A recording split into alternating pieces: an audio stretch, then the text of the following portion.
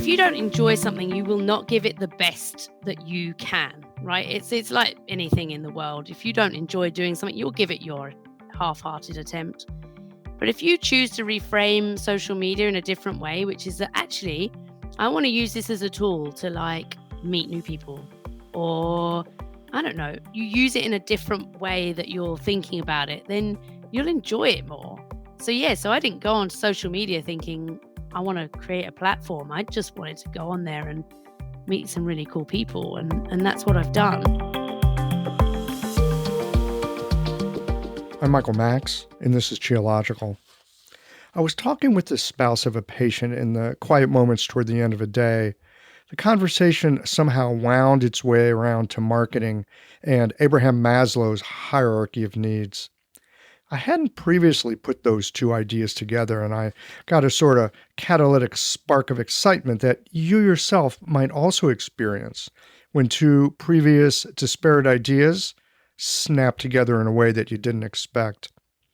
If you've taken any psychology course, you've likely been introduced to Maslow's hierarchy of needs, which basically states that the lower order physiological needs like food, shelter, and water, they need to be present before you can begin to inhabit higher levels, like a sense of safety and belonging, and from there, reach into yet higher levels where there are opportunities for self-actualization and even transcendence. Now, some of you might find the idea of hierarchy is more related to power and oppression, and while that also can be the case in certain situations, there are also the hierarchies that bespeak a kind of development and function. We know from our study of Chinese medicine that if you don't have certain fundamentals, say enough qi in blood, then it's going to be very hard to get quality sleep and have a stable and vibrant Shen. And that to be able to manifest aspects of your Jing that hold potential, you need to have certain resources and experiences to bring it into manifestation. The thing that caught my attention in this conversation with my patient's spouse was how if we are operating at a particular level of Maslow's hierarchy, then we can connect well with others at that level or lower, but it's harder to connect with those above. We know something about the power of resonance from our clinical work, and if you look into your experience, you'll probably notice that it's easier to feel an affinity for those who are working with the issues you're working with or have the experience of having worked through them. It's a little more difficult to connect with those that are further along the learning curve if we don't have that life experience as well. It's more difficult to have empathy for those who don't share similar challenges and triumphs. And this is why marketing, not just for an acupuncture practice, but for any business, can be hard. Because it's difficult looking across the stratas of Maslow's hierarchy of needs to see what the other person is seeing that you don't see, or to grasp what the other person believes that you don't believe, or understand what the other person wants that you don't want at all. All of you listening to this are lucky. You're living high enough on Maslow's hierarchy that you have a nice device that tunes in this podcast. You've been able to acquire an education that allows you to either study or practice Chinese medicine. We're living pretty well. We're fortunate. But that does not mean that we might not have parts of our personality or being that are still stuck at lower levels. We might indeed at times be struggling day to day with getting our needs met at basic physiological levels, or there might be aspects of our relationship lives that are unstable.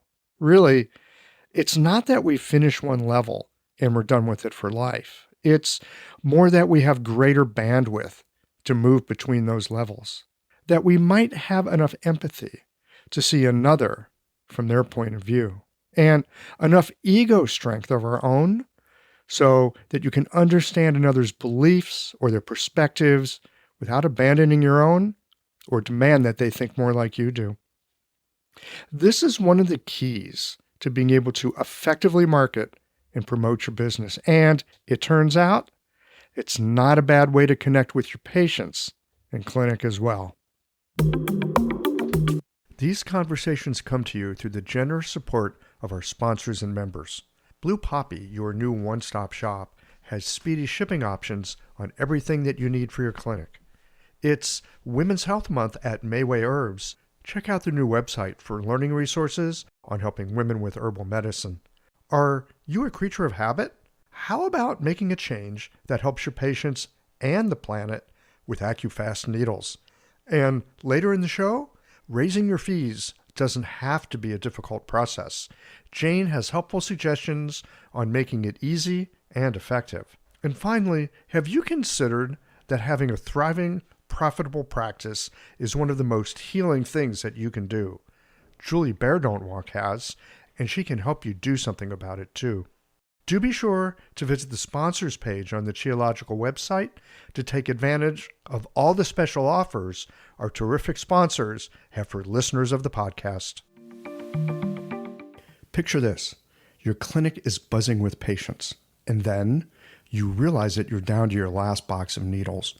No need for panic, because Blue Poppy, your one-stop shop for all your acupuncture needs, they ship orders received before 3 p.m. on the same day. With a quick visit to Blue Poppy's website, you can order premium needles, herbal formulas, and that special Dr. Bob's oil that your patients love. Blue Poppy understands practitioners can't keep patients waiting.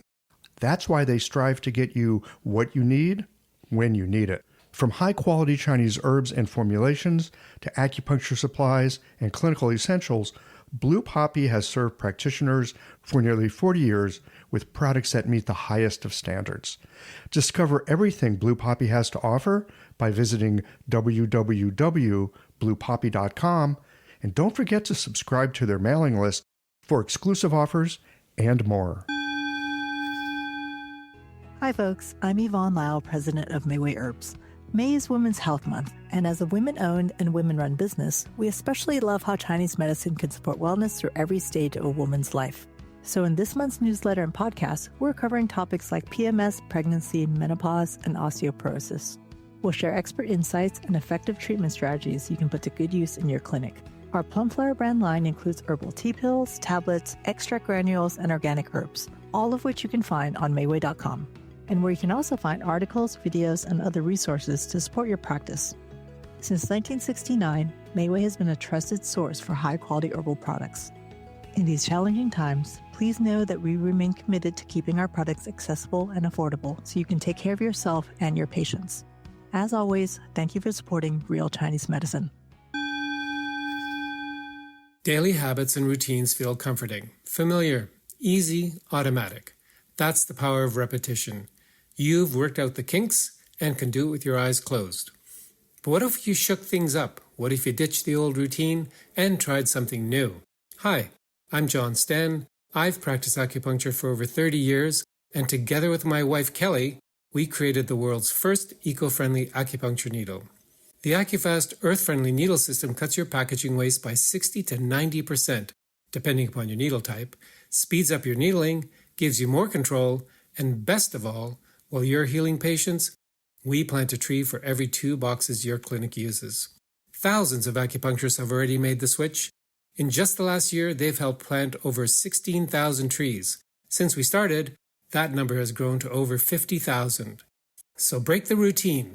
Be the change. Visit AccuFastNeedles.com. Your patients and the planet will thank you. For a long time, I found that computer technology is one of the more interesting tools in the kit. Nothing short of magic, really, especially if you grew up without it. But some of the modern applications that loosely fall under the social media rubric, it's like a set of tools that, for me, came with a set of instructions that I can't quite puzzle out. It's a media that seems to take the very worst of our human tendency towards tribe and stereotype and throw some gasoline and a match on it. And yet at the same time, I'm aware that social media can be connective, used to create community, and be a venue to connect like-minded people all over the world. When I see an example of somebody using social media well and in a thoughtful fashion, It brings on a feeling of relief and makes me wonder if I might yet be able to learn to navigate these technologies that bring out the best and the worst in us. I came across Andrea Dewhurst's The Channel Project and appreciated her distilled simplicity around explaining Chinese medicine. The Instagram canvas is small, and it's not easy to stand out from the cacophony of color, image, and motion that makes up pretty much anyone's Instagram feed. And yet, the Channel Project caught my attention. And it caught my attention because of its simplicity and generous use of space. It wasn't reaching out to grab my attention, but instead invited me in. We sat down for a conversation about Instagram, medicine, and navigating the waters of social media. I learned a lot, and I hope you will as well. Let's get into this conversation with Andrea.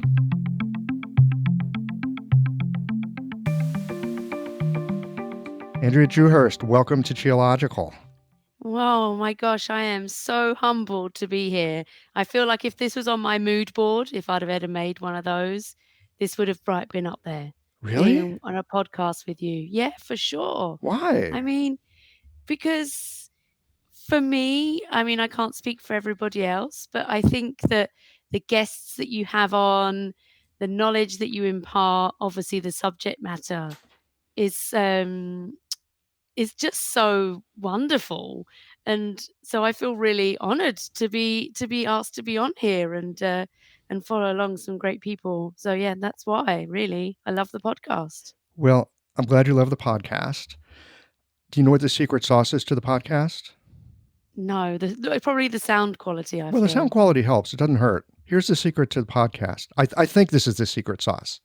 I could be wrong, but I think the secret sauce is I find people that are simply busy in their work. They're simply busy in their practices. They're just taking Chinese medicine and doing it. They're not particularly luminaries. They may or may not teach. You may or may not ever have heard of them. But they're just folks like you and me. We're just, we love this stuff. We're doing this stuff. There's all these amazing people in our profession who are just doing the work. And you never hear from them because most of us are a little bit on the shy side or we don't want to get out in front in public. There are the people that like to be in public. Yeah. Okay. And they go to the mosh pit, they, all that stuff, right? I'm like, mosh pit? I'm like, where's the exit? So I was going to say, I normally leave by 10 p.m. at pretty much anything. So exactly. Yeah. I'm out the back door too. Yeah. So really, it's me thanking you for, showing up for a conversation here. This is what makes the podcast so much fun. I know. And, it is so good to come to a conversation where the other half reciprocates how much you love Chinese medicine. Because, when you talk to your friends and family who maybe don't love it as much, it doesn't matter how passionate you are, they're just not as interested, yes, well, right? So they love you, but they think you're a wackadoodle. Yeah. We love you. That Chinese medicine thing, we don't quite get it, but we love you. Exactly. So it's actually just a really nice conversation to come where I don't feel like I'm boring somebody to death, really, with all the things that I've got to say about it. Yeah. So we are connected because of something that I hate, actually, which is social media. I really don't like it. I'm not a fan. Podcast is on it because it's 2021. Thank goodness we have the wonderful Renee Klorman who facilitates the Instagram feed for Geological. Because if it was up to me, sporadically you get pictures of my cats. That'd be it. I'm not kidding you. Go look at the older part of the feed and you'll, well, that's what it looked like when Michael did it, right? Past couple of months, it's been really looking good. But you're on Instagram and you are rocking Instagram. It looks like you love it. It looks like you have fun. You've been very generous with this particular platform in sharing with people your journey of learning medicine. And now as a practitioner, you are generous in sharing how the medicine can be helpful to people. And I suspect it's not bad for your business too. When I first started using social media or Instagram in particular, really for this, it's that I needed a way to have in my pocket 24/7 a way of being able to learn Chinese medicine. And, I went back to school when I was 37 and I had really genuinely forgotten how to learn. I was an average school kid, like I did averagely. But, when you come back to a school when you really want to learn and learn the best possible way, I had to actually not only learn Chinese medicine, I had to learn a way that I could learn it. And I was also very similar. I had an Instagram page before this one that featured my kids or my dog or it was very low key and just it was just family. But when I first started learning, I was like, I have this opportunity to use a tool that can be with me all the time, right? And that's kind of really just there are many downfalls of social media, but for me personally, this was not one of them. Like, I met people who were studying in Australia, in the States, in South America, in Europe, and we just went through this whole learning together. So yeah, for me, social media, yeah, I mean, it doesn't hurt either that obviously I've been able to connect with loads of local people as well, who I hope that one day may use me as an acupuncturist. But yeah, it's really grown into something that I wasn't kind of expecting, but in a good way. In a good Yeah. way, it went there. Well, so many things in life are like that. We start out on something, we have no idea where it's going to take us. We find something along the way we would have never otherwise discovered. It's one of the cool things about life in general, and especially about taking a leap of faith and doing something like you did, which is go to school at the age of 37 and go do something different. The thing that I find really fascinating, and I get this piece about needing to not just learn the medicine, but learn how to learn the medicine, because I Mm. was in my 30s, like late 30s. I think I was 36 when I went back to Chinese medicine school. And so there was that piece about how do I learn this stuff? I'd learned plenty of other things, but how do I learn this stuff, which is so different from other things that I'd done? Here, you had a resource that I never had. Social media, like you can have colleagues and classmates all over the world. It sounds like you used Instagram to connect with other people who were in the process of learning. Yeah. And, there are as we know, lots of lineages of Chinese medicine, and there's a lot of nuance as well. We don't have a literal translation of texts that were from thousands of years ago. Even those books that I now use are all nuances of ways that they've read words and how they have put their own English language on top of it. And so, what I really like is that actually we can look at something within Chinese medicine, but you may see it slightly differently to me, because of the way you've been taught and the way your masters have taught you. But ultimately, I think that's the really great conversation, is that I don't think that maybe we have to agree that both of us are right or wrong. It's just that we have seen something slightly differently, but we may still treat the same. So I felt like opening that up to other people just gave me a bigger chance to learn, and not always it's not a right or wrong. It's a there's nuance to how we learn. Absolutely. I felt like that was just such a beautiful way of doing it, is that I originally had set up a Facebook group as well, but I had to get rid of it because it was just social media is obviously a huge hole of just despair when you get into it. But I had this case studies Facebook group, and I had maybe like 400 people on there, and I'd post up a case study and we go through signs and symptoms, and it was invariably maybe like maybe the same 20, 30 people who would respond, but, half of those people would come up with something different to what I'd seen, or they'd noticed something different, or asked a different question, or just asked it in a different way, and, yeah, I thought that was just amazing. I learned so much from it. It's good to have friends to noodle this stuff over with because, like you say, we're trained differently. We have different perspectives. We bring all of our life to this moment, and that will give us a particular view on things. Certain aspects of our patients will stand out in three-dimensional relief. You can't miss it. Other aspects, we will be blind to it. It's helpful to have other eyes on it. Yeah, so I'd like to still see more of that happening actually, just general chatting about not particular people, but just, I get quite a lot from social media where people show me stuff that I'm like, "Oh, I never would have thought about that." Yeah. So you tried some Facebook. It sounds like that was full of despair. I understand. I have a problem going there. I really don't use it. Like I said, I don't really use Instagram. Excuse me, Geological uses Instagram. So Yeah. that's kind of cool. You're out there. Yeah. Well, trying to figure out where to be and how to be. So the channel project, which is your Instagram feed, super cool. If y'all haven't seen it, go check it out. Like pull up your Instagram and go check it out. Were you an artist before? No. No. I mean, I have to thank there is a tool that I use, and and anytime anyone asks me, I'm like, "Yeah, I use this tool called Canva." Oh, And there are Canva. I'm people that familiar with are that. yeah, there are people out there who actually, can draw and things, but when you have a very small space to put in a lot of information, you have to be really clear and simple about what you are trying to achieve or what you wanna say, and I feel like those squares allowed me, a chance to be both really visual, but also just really simple and basic, right?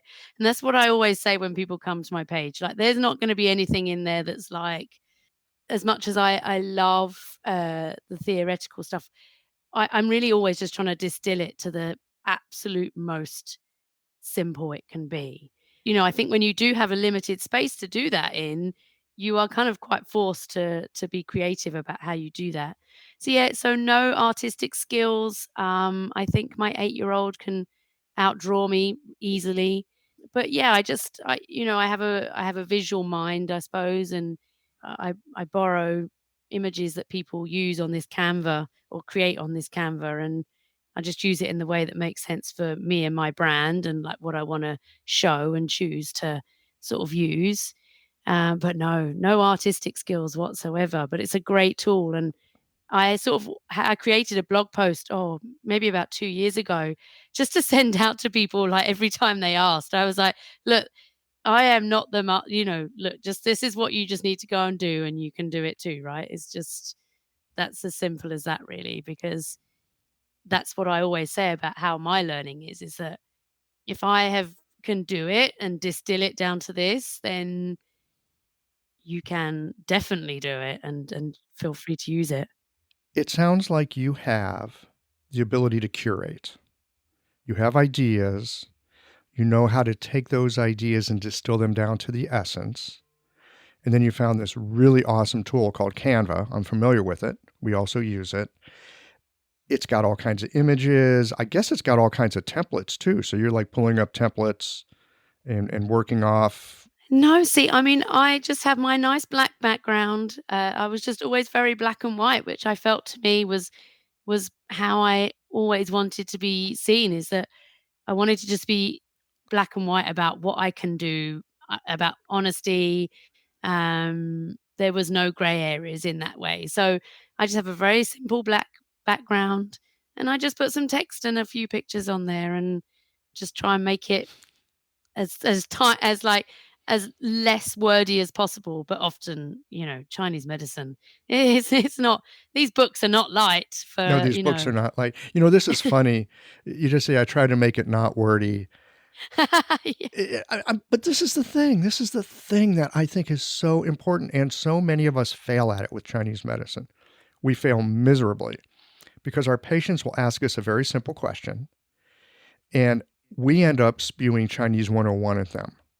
That, I think, with very rare exceptions, is not helpful. People don't want Chinese medicine 101.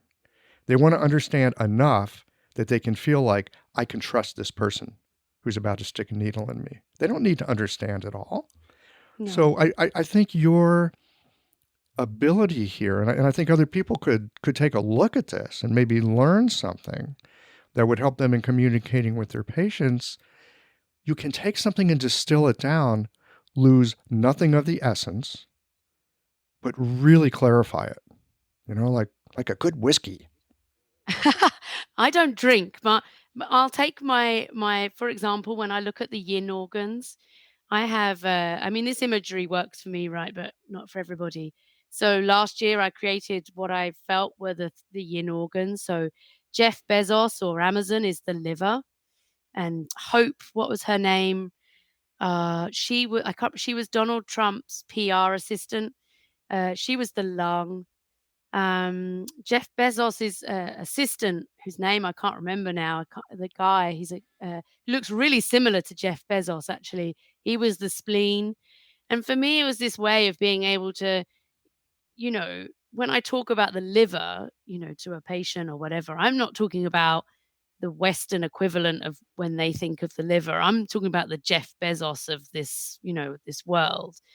And actually people have seen it and been like, oh, that is just an interesting way to look at it, right? And it means that when I do speak to a patient, because for me, going back to the black and white thing, a lot through like student clinic, we were told don't like give out way too much information because people aren't interested.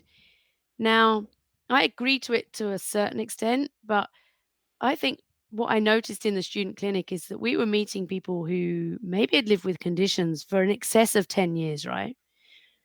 Um, and they were coming because acupuncture is kind of like, maybe in the UK a bit more, kind of one of the last places people go for healthcare. Kind of the same thing here in the States.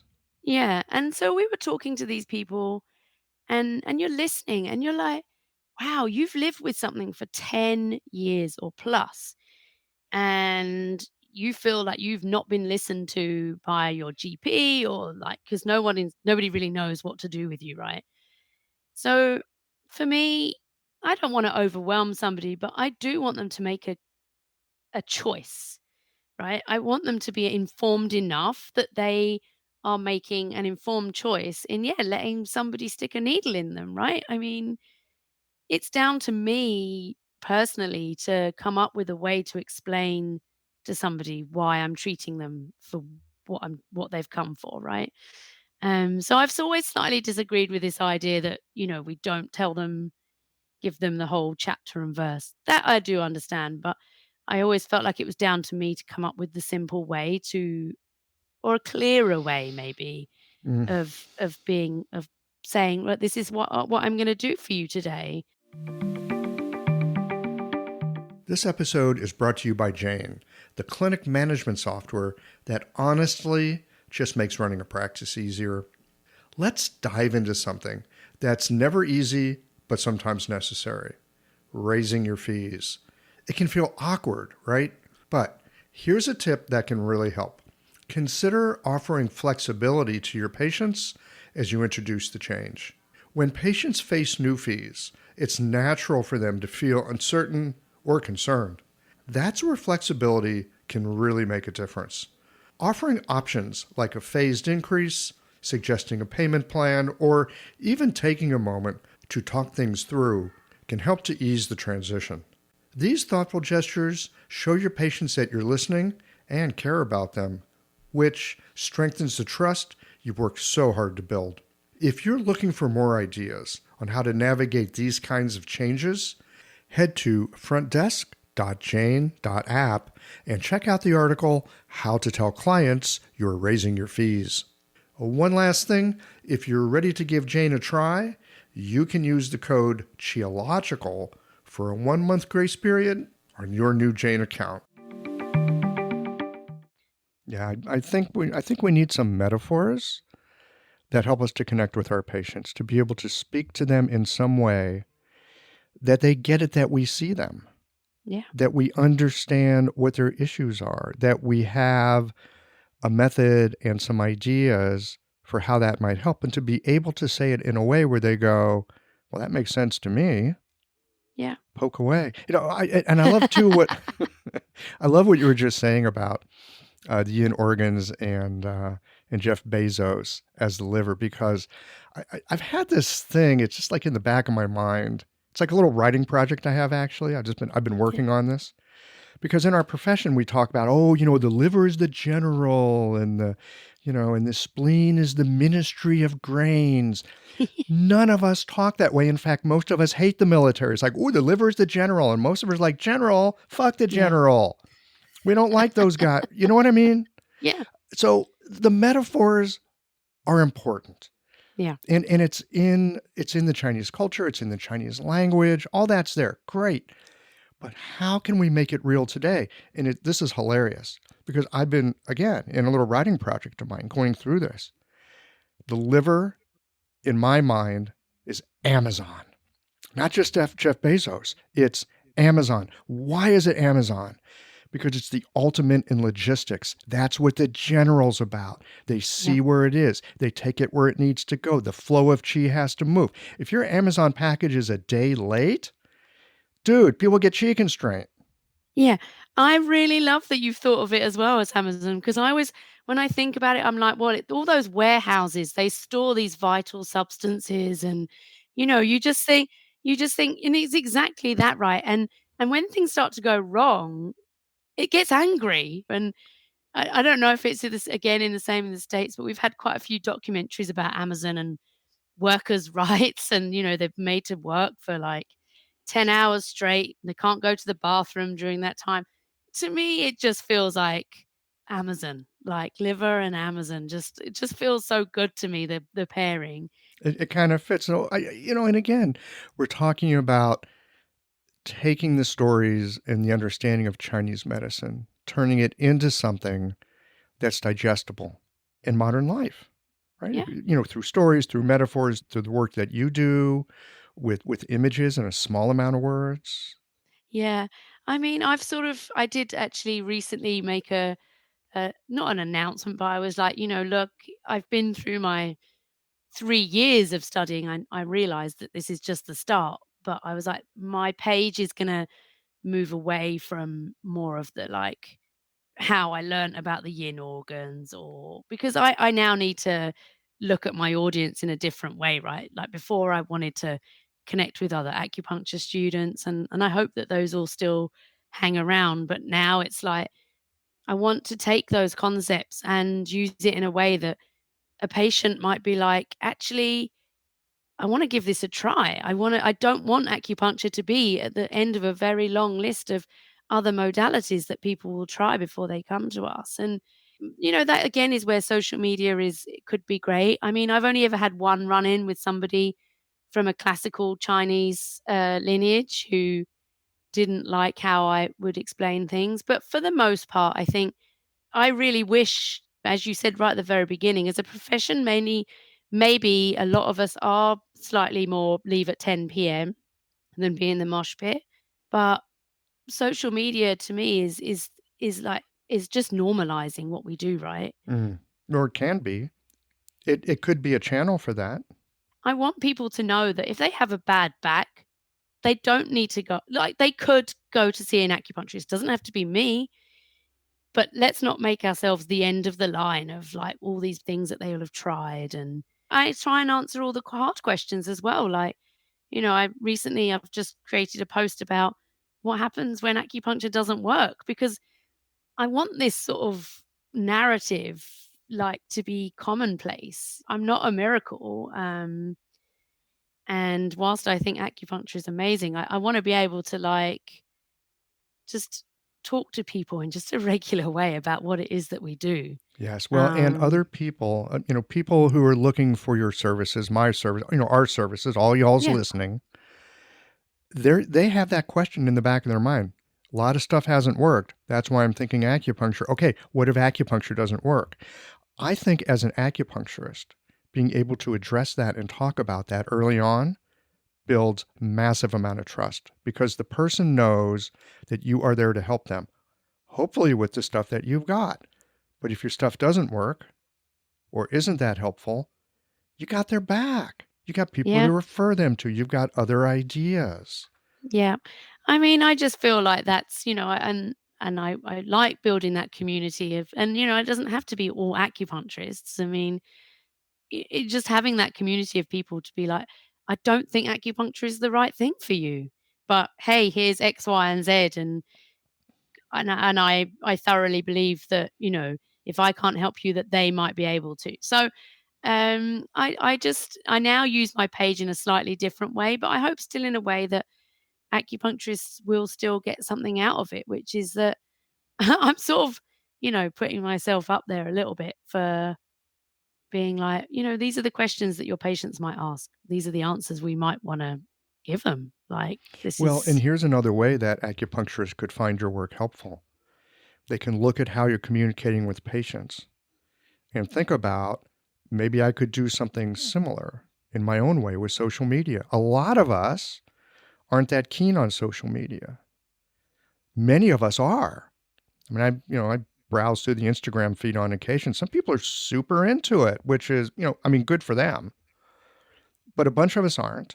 For those of us that aren't really that into social media, we're not in the mosh pit. We're like leaving at 10 o'clock, maybe 9:30 if we're lucky.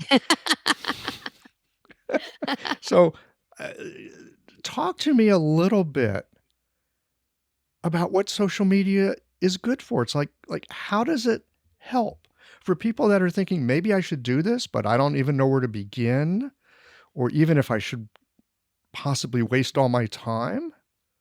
yeah, What have you found that's helpful? What could you say to, folks like me? Oh, see, I interestingly, I've just had a article published. We have as part. So I belong to the British Acupuncture Council in the UK, and they have a magazine called Acu, which is probably not that unsurprising. And I actually did write a uh, article to submit to them because I totally realized that there's lots of people, and regardless of what business you're in, right? There are some people who just cannot get on board with like social media. And I wrote this article in a moment of like inspiration, and I actually spelt it out using the acupuncture. So you'll forgive me if I go through, but Mm, I mean, it's let's kind hear of it. like I was trying to address it in the way that I don't believe that social media is necessary for everything, right? If you know that your patients come to you through word of mouth, like 90% of your patients come to you through word of mouth, I don't think you need to be posting on social media like every day but I always think with all of these things, people are much more tech savvy now. Like, so my granddad, he's in his mid 80s. He reads reviews on the computer. Okay. So if you don't feel like social media is for you, you can still have like a Google My Business page, which is kind of like a form of social media, and ask your patients to maybe give you a review if that felt like that was something you could do. I just think that you need to have some online presence because people want to get a validation for their choice. And so, obviously they may not even look. I don't for a minute believe that someone searches for an acupuncturist on Instagram. Like, I don't think they type in acupuncturist near me on Instagram. I But don't know. That would be an interesting experiment to run. I think that they are looking into this idea of being able to add like a near me function. But like, what they do is they go on to, let's face it, it's probably Google, and type in acupuncturist near me, and then they get 5 at the top. Undoubtedly, they'll visit each of those web pages and they'll want to see someone who is active and knowledgeable and, has a presence. And I'm not saying it needs to be like a all singing, all dancing, but I think that people, consumers are, if I want to call them that, they're careful with their money. Of And so course. by And, I think you're 100% spot on, because I know for myself, I could be recommended to somebody. I'm going to go look at their website. I want to go see, what do they have to say about themselves. I yeah. mean, reviews are one thing. I'm lukewarm on reviews. because that can be so easily gamed. But Yeah. what's really interesting about reviews is when there's a bad review and you see the response of the person, Yeah. because then you really get to see, it kind of tests their mettle. But I like to see that someone is a professional, like truly a professional, before I go to see them. And the website is going to tell you something about that. When I go and I see a website and it looks like it's from 2002, I'm really put off. It's like they may be amazing practitioners, but it looks to me like they just don't polish their shoes. I mean, sometimes you meet someone and you hear they're great, and then you kind of look at, well, they kind of disheveled. Their hair's not cut very well. They walk funny. You know what I mean? I feel that way about builders' vans. Like when I see a builder and he turns up and he's come from a recommendation, and then I look inside of his van and he's got like 6 months worth of like takeaway in his van Right. cab. I'm like, no, thank you. Yeah. No, I mean, if that's how you leave your van, that's how you're going to leave my house. So it's like, so Exactly. it's Exactly. like I think housekeeping. it's housekeeping. Hmm. And I don't know. I actually this week I've put up a post about what my costs are, and what I've done is basically say why my costs are what they are, right? So for an hour it's £65. But I've been able to break down for people because this is the sort of stuff that interests me. I know how much is for my sick pay, how much is for my tax, how much is for my equipment. But then also I've factored in this stuff like social media that is not a paid part of my job, but I have to do it because I want to market my business in the best possible light, right? So my £65 actually incorporates like an amount for the unpaid time that I'm not with a patient. And then I think that you are then not chasing your tail as much, right? Because I'm like, right, I know I've factored in that I need to do this, and I've my costs will cover that. So I think personally, I mean, and lots of people I've seen recently say the time and effort that they put into social media for the amount of clients they get back is not comparable. And I always just say, look, you can only know your clients and where they come from. But part of social media, I think, is as well, is just understanding like your patient. And I don't think there can be anything wrong with that, right? Is that I know that the demographic of the places that I plan to work in. So I know their age, I know their like ethnicity, I know their, house price. It sounds a bit like stalkers, but I sorry, my throat's about to give out.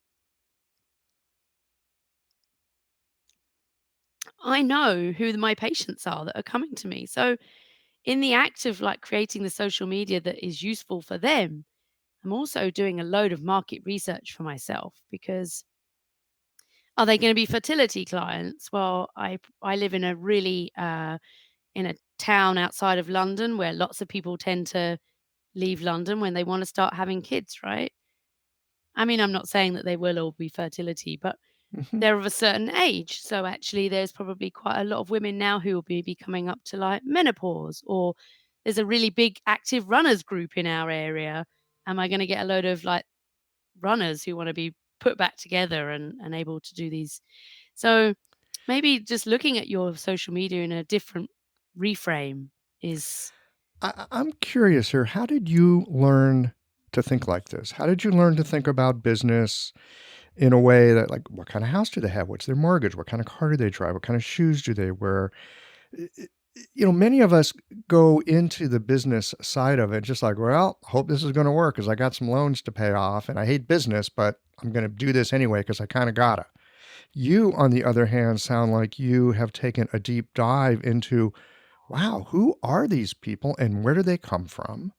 And what's their life look like? Were you like in marketing in a past life, mm, or where does this come from? I so previous to being an acupuncturist, I used to work for a really big travel company.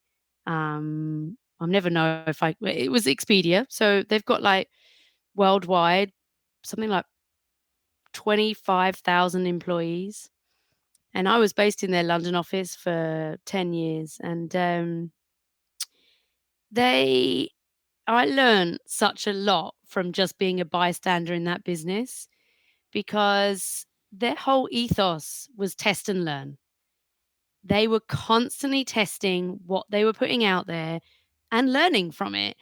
And I feel like it gave me such a strong foundation.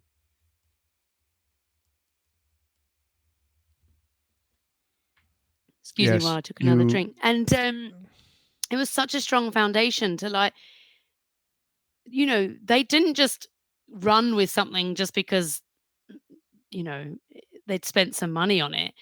They tested it a little bit, and then they looked at the numbers, and then they were like, right, has this made a difference? I mean, sometimes we'd sit in on these meetings and they would honestly change the color of a button on a website and look at how their user interacted with that color change. So, I mean, I'm talking about like minutia detail that they would go into. Size of the They font yeah, family, yeah. location They and know, placement. Yes, all yeah. that A/B testing. I mean, this is not far off of like where Google are, right? They know where you're gonna visit, they know where you're and mine's on a really, really, really minute scale of that, which is that my patient interests me. Like, Mm. where they come from. This isn't I think I am really lucky to have 2 feet in one camp and one in another, because I realize sometimes when I talk like this, that this may not be everyone's background, coming from a business background. But to me, being an acupuncturist is everything. But if I can't make money from being the acupuncturist, I need to go and get a job. I need to go and stack shelves, or go back to Expedia, or whatever that looks like. Um, this needs to be a viable. I do admit that I'd like applied for acupuncture college, and they were like, well, we're full for this year and it'll be next September. I was like, that's great. I can save, I can work really hard for a year. And then a month later they rang and they were like, oh, someone's dropped out. Can you start in September? I was like, yeah, great. So I started a course for 3 years that I didn't actually have any I didn't know if it was going to take me anywhere. You can love something and not know if you can make a living from it, right? And yeah, so I realized that in some ways I've completely gone against every sort of business A/B testing that you would ever imagine happening. But when you're passionate about something, you're like, I can make this work. I can make this work. I get the passion piece. And I think a lot of people listening to this right now, they get the passion piece. I think many of us do. Why else would you go do something crazy like Chinese medicine when you could find all kinds of other ways to live your life? This is not the easiest path to follow. So I get the passion piece, and a passionate life is worth living. And I get hey, I'll figure it out on the way.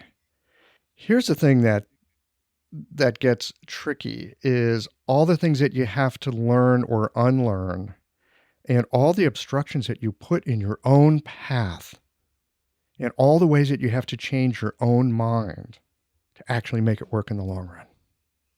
Yeah.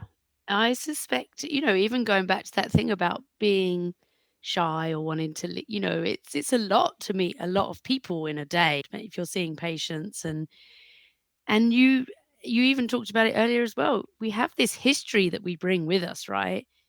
And I think that we are having to unlearn and learn a lot of new lessons, because we have to both have this relationship with a patient that is, when I say relationship, obviously not an inappropriate one, but like, where we are working with them to help them.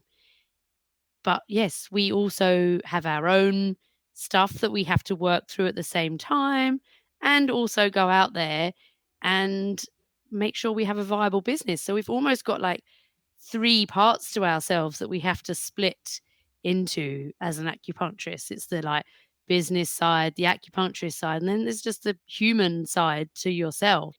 I think that's right. That sounds right. And with those three, and we've seen, you see this in nature, you see it all in all kinds of places. Triangles are the most stable form that there is. And your own personal development, skill with the medicine, skill with business. That makes for a really stable practice over time. But I think you have to keep working on all three bits Oh, of of that, right? course. Yeah. So it's I actually did a talk at our conference, and I called it. It was like I was like, when my acupuncture didn't work, and I talked about this huge failure that I'd had in the student clinic, and actually everyone was so gracious afterwards because they were just like, what you actually came through was a huge learning curve, which will actually ultimately hope make you a better practitioner and a better human and a better business person. All three of those things were going to be touched just by this one patient. I had described as their treatment as a huge failure, but actually those 3 points of the triangle were all covered, and now I can go back and look and be like, "Wow, I learned so much about those 3 things about myself and the business and the treatment that I'm gonna live with that forever." I mean, not in a bad way, but just in a really positive, like, I'm gonna remember this forever, which when you're learning a lot of things at sometimes, it's these really poignant moments where you're like, I literally am gonna remember this forever. Yeah, there are certain pivotal moments, they fundamentally change you. Yeah. So, I mean, it's been a wild ride. So, the working it out piece, I want to spend a little bit more time with that. I have joked with friends along the way, oh, yeah, we'll do XYZ. How much trouble could that get us into? How hard could that be? Well, you often find out pretty damn hard, or Yeah. maybe a lot of trouble. Yeah. And it's part of the process. I don't think there's any way around it, especially if you're going to lean on your passion. I got passion and I'll find a way. You're asking for trouble. In some ways, you're asking for it. I'm not saying it's a bad thing, but it's going to come your way. How do you work with those moments where it's like, yep, here's the trouble I asked for? And I hear your laugh, so you know what I'm talking about, right? It's a real nervous laugh now. Honestly, I mean, I just genuinely think that I qualified in July. I cannot take I cannot do more than just be like each day just trying to do the thing that but I don't know what yeah, I don't really know the answer if I'm honest. I don't know. I might as well be honest. I'm not sure like what how that's all gonna how that would all play out. Yeah, but let me ask it another way. Mm, When you run into stuff that's really difficult, yeah. like that case that you had in the clinic, how do you work your way through it? What resources do you tend to lean on? So like I said, I really believe in the community, and it doesn't have to be an acupuncture community. I think that we, as a group of students who came through our 3 years together, we have bonds within that are open and honest and trustworthy. And we are going to have people or cases or things that crop up that you can't even conceive of, right? And it is having those people, those human elements that we have built that you can be like, I've made a mistake and I need to either talk through this or, even just writing this presentation. I wrote this presentation and I was like, oh damn, I know that I should have done this when I was treating her because I reviewed what I'd looked at, but from 6 months later. And already I had a different outlook on it because I was more removed from it. You're not in the middle of sitting next to somebody and then they're telling you something and your mind's just completely blown and what are you going to do? So I think, it is the people, it's about giving yourself time to review. How could you have done something better or differently? Or even just like going through those case notes, like I said, I actually now draw out a timeline. And it was so interesting because I'd made this diagnosis for this person and I'd treated her for like 10 times and I didn't really change my diagnosis that much. And then I looked at the case studies again and when I was doing this presentation and I was like, I think she started with like an excess, not a deficiency. So I was like, I was never clearing her excess to start with. I was just always working on her deficiency and I'll be completely frank and honest. I mean, my pulse taking is the same way that I lead my whole Instagram. It's just simple. Like I'm like, is it fast? Is it slow? Is it deep? It's I've read the Bob Floors book. I even wrote a pulse post to, all the beautiful pictures that I can't get it, but and her tongue was pale, but, I actually felt like when I reviewed that, I was like, I didn't clear her excess. Mm-hmm. I Mm-hmm. I just worked on the deficiency. So I think that, review the people around you, you just have to be honest. That's my biggest learning, I think, from my whole 40 years is that just about being honest about everything is just so much easier. Like, it's just there's no false modesty. I tell everyone with ears, I'm like, I've only just qualified, but if you'd like to have a treatment with me, then I will give it the best that I have. But you could go down the road to him and he's got 20 years experience and I totally get it. So Having a thriving, profitable practice is one of the most healing things you can do as a healthcare practitioner because a robust business is the ultimate expression of vital chi. And that's the heart of our medicine. I'm Julie Bairdontlock, and I help practitioners grow nourishing, profitable, authentic businesses that embody the generative cycle of Chinese medicine. This isn't about all yang all the time. It's about expanding your own internal capacity, growing collaborative relationships with your patients for ethical patient retention, and marketing as an extension of this medicine, not a necessary evil. You already know that everything is connected in your patients' lives and bodies. The same is true for your business. When we align your systems, your schedule, your pricing, and your offerings with you, we create flow, which means more spaciousness, more impact, and more joy. When you are in the flow, fully resourced in terms of chi, time, and money, your business becomes a source of healing, not just for your patients, but for you.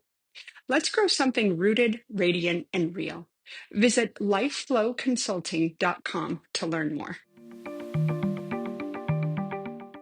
So it sounds like you lean on community and you lean on honesty.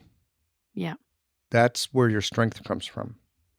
I hope so. I think that, you can't, you can be a lone ranger. I think being acupuncturist can be very lonely. It is lonely. I would agree. I think we are lone wolves. In many ways, I think it's so important for us to connect in whatever ways that we can. Our work is deeply intimate with the patients that we see, and yet our lives in some ways are very isolated. Yeah, It's a very curious mix of yin and yang there. you're right. I mean, when you look at it like that, we do have a real that that seed of each of us. I think that that's kind of just such a beautiful way of putting it is that we have that yin and yang within us that requires us to be a whole grounding yin person for our patient. But we've also got this yang aspect that's got to be like, I need something back as well. I need to have my community that understands what I do. Yeah.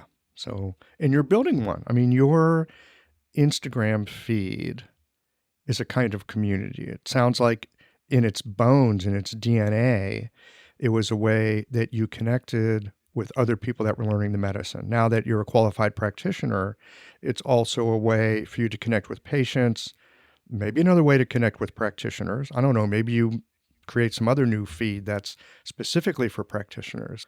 There's so many different ways that you could go with that. You've got this really cool platform that allows you to communicate.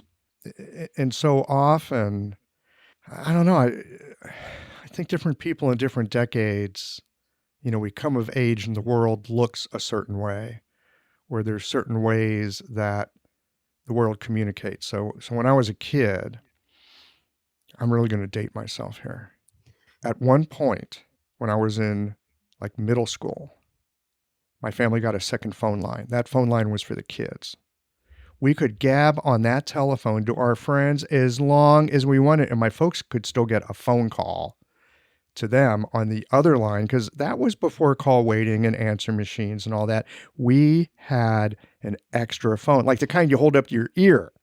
And that was unbelievable to us. It just completely opened up a world. All right, that's me coming of age. There's people coming of age now, Snapchat, Instagram, Facebook, YouTube, on and on and on and on and on. The methods of communication are all over the place.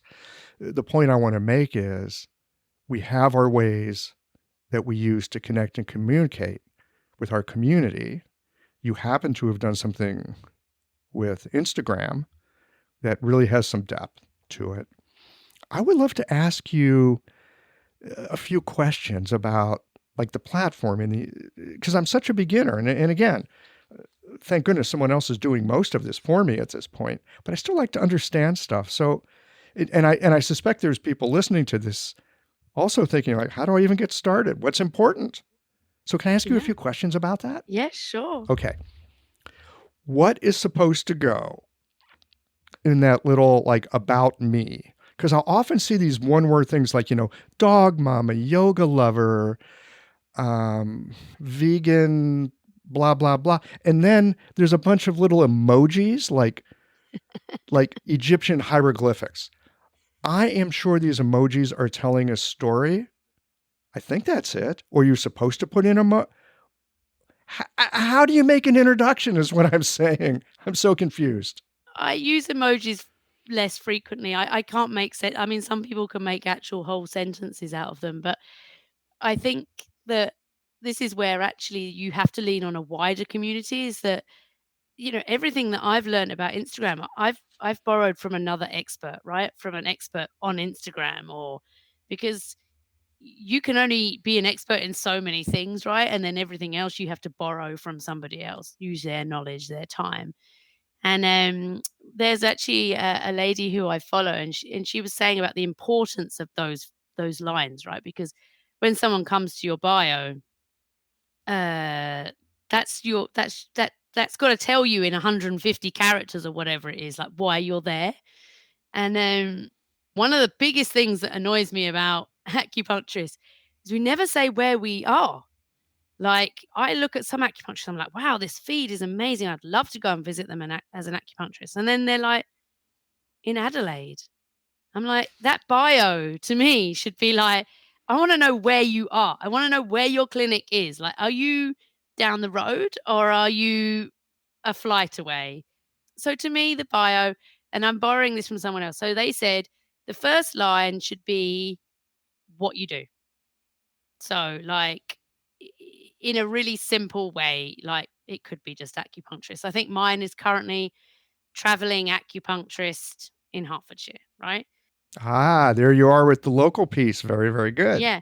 So the very first line says what I do, where I do it. And then the second line, because I mean, it's actually a bit tricky. I don't know if it's the same in the States, but because we're not a regulated body here, we have to be really careful about what we say we treat. So I've just put the words acupuncture, facial acupuncture, pain, gynecology, sports. I haven't put I treat these things. I'm just using these words as like almost keywords, I suppose. Mm-hmm. Don't use mine as a good biography, but like I said, it's that you have to, as a business person, you have to take those skills from somebody else who is an Instagram specialist. But for me, the bio is really, really important. I need to know what you do, where you do it, and what you're doing it with. Really, it depends. It depends if you were doing it for practitioner or geological. Well, at this point, I would be doing it for geological because my clinic, I've been at it long enough, it has wheels on it. Yeah. And I've got a website that I've had for a long time now. It has tremendous Google juice. Oh, nice. So, I've just been at it long enough that there's wheels on that bus. Yeah. I just have to like keep changing the oil on it. Yeah. But like your biography could be like number one Chinese medicine podcast. Or I don't know what it says at the minute, but you know what I'm saying. It's like people want to know what it is, what they're going to get from it. What it is and what they're going to get from it. Yeah. Okay. And if you are a service, where are you going to get it from? That's my one call out from this podcast is please, if you're an acupuncturist, please put in your biography where you live or where you practice. Such a good idea, especially if they do start going with near me local things. This is also a great tip for anyone with their website, that on the in the footer of your website, so it goes on every single page, you need your address, your zip code, your phone number, because then you're localized. You don't want to be found on a national search. Trust me, you don't want to be found on a national search, because someone from San Diego is going to call me in St. Louis and ask me questions about their health. I don't have time for it. And it's completely inappropriate. I want someone from St. Louis calling me. Yeah. Yeah. That's I had just had some lady do my SEO for me, and that was one of her biggest tips for me as well, is to put location in the footer that's in every page. Location. Exactly. Yeah. Brilliant. I'm not done with the emoji piece, though. It's like, Okay. what is up with the emojis? Again, I came of age in a time when if the kids had a second phone line, that was like the internet of its day. So I'm an idiot with emojis. What's with these lines of emojis? That I don't know. I used in mine, I used a star. And then at the end, after Hertfordshire, I put a deer because a stag is the emblem of our county. So that's why I used the stag on mine. I'm hoping that people would understand that rather than just wondering what that random goat is on the end of my. It would be it would be something locals would get. Yeah, Again, exactly. you're playing to the locals, they would get that. I know. I want them to know where I am. I mean, there's quite a lot of chat at the minute about hashtags in like Instagram. And again, I'm not an expert in this, but the words that you use within your text, as in not in your picture, in the text thing, they're all keywords, right? Mm-hmm. Like that. And so your biography is exactly the same. If you want a local service, you want to have a keyword that suggests that you are where you are, right? Because it automatically drives a certain person to your page. Yes. So do you think about the algorithm? People are always talking about the algorithm. Does that, do you give much thought to that, or what's your thought about that? I think when you start small, and I mean this in a really, I think when you start small, you see the people drop off when you post something and you're like, oh my God, I had like 100 people and now I've only got 50 because I've put something out there, that picture of your cat or whatever it is, and they didn't like it. I worry about it less now. I feel like the algorithm, the algorithm exists to keep you on Instagram, right? So, for example, I now started quite regularly writing a blog because I want my website to be up in Google search rather than anything else. It's the best way to get your web page on the first page of Google and in organic search. It's absolutely the best way. So I've been doing this more now. Google does not like you diverting traffic away from Instagram, right? So I have a website. It's in my bio of my Instagram page. They don't want you sending people off somewhere else, right? So am I worried about the algorithm? I'm never going to beat it. So I can't worry about something that I'm literally never going to beat or understand, right? I cannot, I can't, I'm not smart enough to even understand how they work out what comes your way. But no, I don't worry about it because I can't control it. But that's why for me, social media is one method that you should use for marketing. It shouldn't be the only method that you use, right? Your website is fundamentally something you own. You control what goes on there, right? Whereas I put something out on Instagram, I can't control if 10 people or 1,000 people are going to see it. That's just not down to me. So no, I don't worry about the algorithm. I think it is, people will find you if they want to find you. And if they can't, have a really good website. Mm-hmm. Well, I've doubled down on the website piece. Yeah, I mean, I spent the whole summer writing a series of different blog posts because that's what's important fundamentally is that when someone types into Google acupuncturist near me, I want someone to find me. I mean, they're not going to find me on Instagram. Yes. Well, it's a two-step thing to make your phone ring. Number one, they have to find you. Number two, the content on your website has to be compelling and informative and written enough in a human voice that they Mm, think, ooh, I would like to talk to this person. People keep thinking, I want to get on the first page of Google. Yeah, that's one half of it. But if they get to your website and they're like, I don't want this, yeah. it's a waste to click. Although one thing I would say, it's been on my mind for ages that I wanted to do this like round robin of people checking each other's websites, as in like acupuncturists checking someone else's to be like, hey, this is some suggestions, or this is because I sort of feel like people don't really, what does good look like? I mean, I don't know. I mean, I just make it up as I go along, but what is the gold standard of someone's website? And I'd love to do like a almost like community research of that. But Well, but hang on 1 second here. I want to throw this in because I think it's important.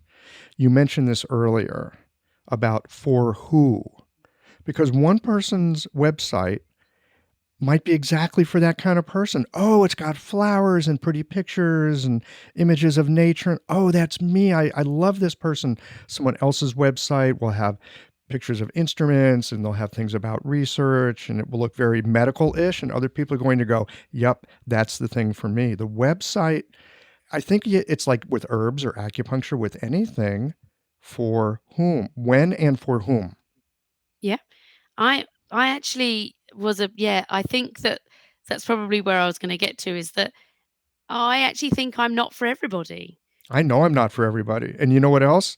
The people I'm not for, I don't want them to even call me. Yeah, and I'm totally fine with that. I feel like put out some things the other day and like my business cards and someone was like, "Oh, that's so you." And I was like, "That's great," because I want someone to pick that up and be like, I don't like this. Like, have that sort of visceral reaction, or I love this That's right. because she is the practitioner for me, or she is definitely not the practitioner for me because I'm wasting someone else's time if they don't want to be. Mm, So I think that's really good point.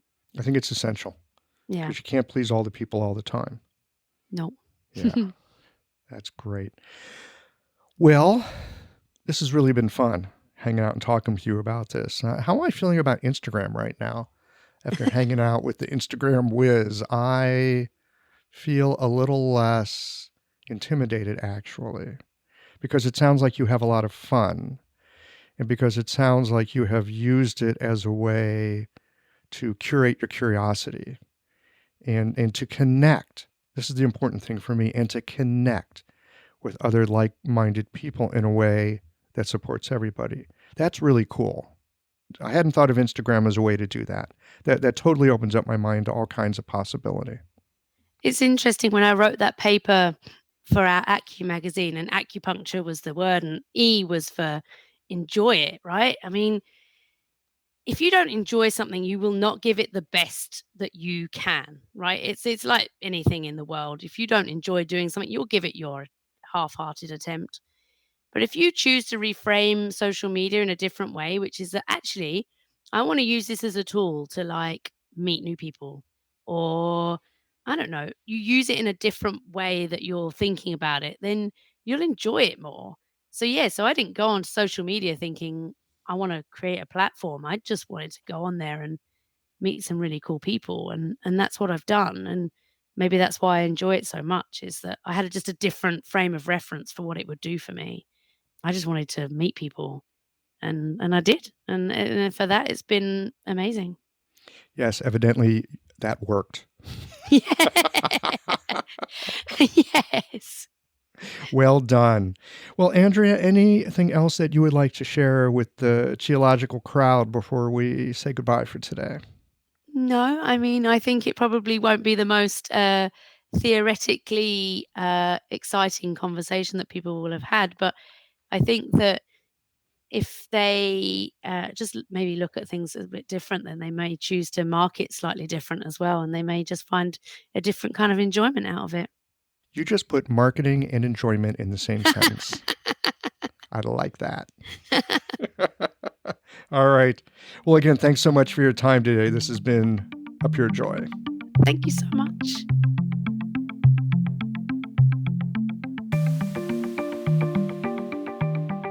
I hadn't thought about using something like Instagram as a way to connect with other students while in the process of learning. The closest we had was a text-based listserv group that allowed those with some tech savvy and a modem in the mid-1990s to connect and talk about medicine. So I shouldn't be surprised that platforms like Instagram might be helpful in connecting like-minded learners who are in the process of puzzling out the practice of medicine. And it's been helpful for me to consider that while social media often brings out the worst in us, it also can be a connective force for helping us to learn and create community around shared values and endeavors. I do still have a big question mark in my mind about how to bring diverse views into a conversation when it's so easy to judge, dismiss, and block others based solely on who they follow or hold a perspective that brings up emotional reactivity. The echo chamber of like-minded individuals is a problem that's yet to be solved. But after this conversation, I've got a smattering of hope that I didn't have before our discussion. And more than ever, I think that when venturing into social media, it's helpful to have a perspective and to know what your purpose is when using these electronic tools that clearly engage us at some rather primal levels. And speaking of Instagram, Qiological does have a feed, and our goal is to use it to share the experience and the clinical perspectives of our guests so we can all understand a bit more about the medicine that we share. Check out our Instagram feed at, well, of course, at Qiological over on Instagram. Well, here we are at the end of this episode. If you've listened up to this point, you're either a rabid fan of Qiological or the forward button on your podcast player stopped working. If you are indeed a fan of the podcast, you can help us to bring new episodes to our community of practitioners by supporting us with a membership or a one-time contribution. Details, of course, are on the website. That's it for today, friends. Join us again next Tuesday for another thoughtful episode of Qiological.